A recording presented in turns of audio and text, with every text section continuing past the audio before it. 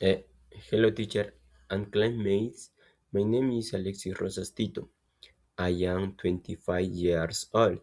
I am law student in the 5th semester in Universidad Continental. Today, I want to about my daily life and important experience in my life. Every day, I wake up at 6:30 in the morning. I study at Universidad Continental. I am usually do my homework at night because I have many activities during the day. I am sometimes play video games with my friends. I may often listen to music when I study. I love listening to music, but I hate waking every day. My favorite food is chicken white rice. I also like pizza and hamburgers. Every morning I drink some coffee before my class. There is a small restaurant near my house and the foods are very good. This restaurant is very popular in my neighborhood. These hamburgers are delicious, but the drinks are experience.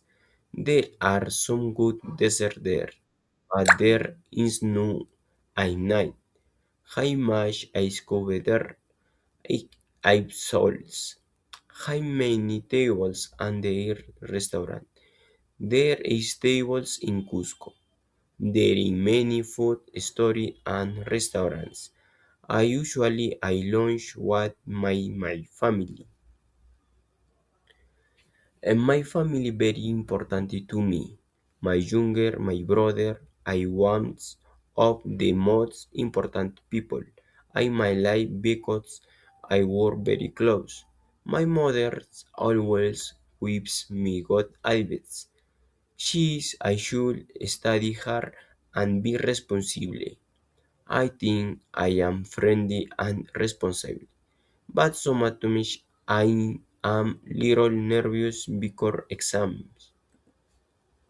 Now, now I want to talk about an important experience in my life. This happened in 2017. So when I'm 17 years old, at that time my parents are separated. I want to visit my father. I decided to travel alone from Cusco to Tacna.